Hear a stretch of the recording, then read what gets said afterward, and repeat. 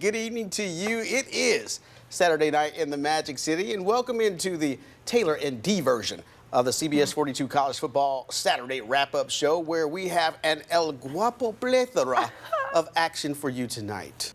Well, the best way to explain Tuesday's opening round of the NLDS was an uncharacteristic day for the defending world champs. Atlanta just couldn't get any momentum going, especially when they needed it the most. I tell you, Taylor, it's one of those things, you know, full disclosure, our dads are brothers, and I want to bring him in here. He's my first cousin. That's right, that's right.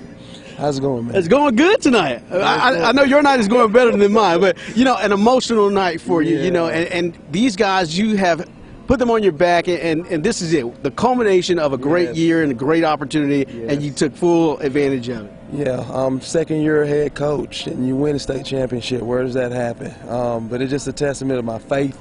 I prayed for some really good coaches, and he sent me some great coaches. I love our kids, and I'm just so thankful and proud of these kids, man. I got to ask you about Ashton Ashford. 5 touchdowns on the day, ties the state record. What has he meant to this squad? Man, Ashton has been everything for our group. Our guys, they love him to death. He's just a good kid, and he's a hard worker. And he's one of those kids where, you know, it didn't start off like that. We didn't feed him the ball early because we were throwing the ball everywhere. But this postseason, he just kind of excelled, and I'm just so happy and proud of that guy. Well, everybody's so happy and proud of you, man. I'm not supposed to do this on the air, but I'm really proud of this guy. All right, we'll send it back to you, Taylor. Hey, we break rules when families get wins like that. Good evening, Dee, and Happy New Year. And same to you, Laura, as well. Good to see Nick Saban in great shape because he had to fight through it tonight. A night of celebration for the Tide fans. A great way to end the season that left the Tide on the outside looking in. But today, none of that mattered in the season finale. Let's head on down to the Big Easy with Alabama looking for sweet success against K-State in the Sugar Bowl. First quarter, Bama trailing 10-7, but Bryce Young connects with Isaiah Bond for the big touchdown.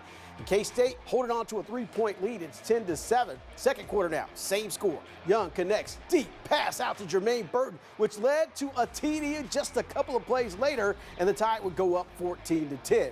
Then Young connects once again to Burton, and check him out. Nice grab there, stealing that ball away and showing a little authority in the process. 21-10, Alabama led going into the break.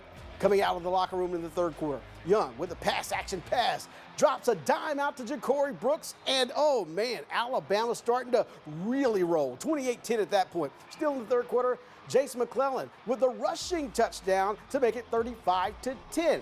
And Alabama just kept their momentum going, getting a little action from everyone. Freshman Kobe Prentice joining in on the party, getting in on the action with a nice catch, takes it all the way to the house. And Alabama, they are your Sugar Bowl champions, winning 45-20 over K-State to end this season on a very high note. It's like a step back in time. You see all the new ballparks, they're sanitized, they look corporate, but when you come here, you see it's real natural looking. There's no place in baseball quite like Birmingham's Rickwood Field, a throwback to a much simpler era. Opened in 1910, it was the vision of Birmingham iron mogul and team owner Rick Woodward to build the city's crown jewel for his coal barons that would stand the test of time.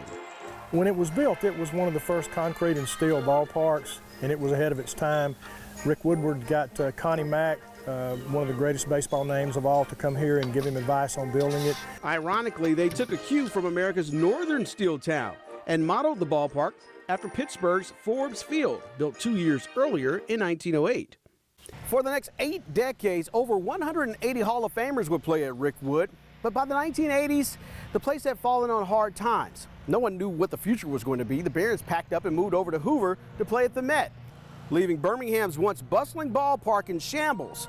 But that was all about to change.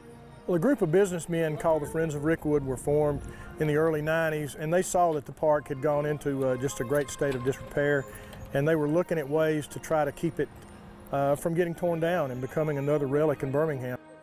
Considered by many to be the greatest ball player of all time.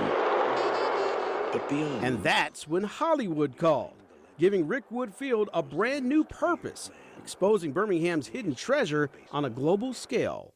The guy that wanted to shoot the movie Cobb, Ron Shelton, saw this as a great place to film the movie, so they got together with him and they pumped some money into the ballpark, spruced it up, shot that movie. That's one of 3 movies that's been shot here. The Soul of the Game was shot here, which is about the Negro Leagues. Then 42 was shot here in 2010, which is a story of Jackie Robinson. In fact, the Negro Leagues has always been a major source of Rickwood's rich history, serving as the home of the Birmingham Black Barons from the 1920s until the early 1960s. And with Major League Baseball now recognizing the stats from the Negro Leagues as Major League statistics, it elevates Rickwood's status as one of the game's big league contributors. It also means that Rickwood Field is now the oldest Major League ballpark in America. We could always claim to be the oldest ballpark, but now that the games that were played here were considered major leagues, it's a major league park. It's really, really big in our history. It's that unique history and legacy that will live on forever as one of America's lasting baseball institutions. It just carries on, and when you come here, you feel a sense of history. You look at the field, and it's big, and you look at the grass, and it's green, and you look at the infield, and you feel the dirt, and it just feels baseball. And it's something you just can't get anywhere else.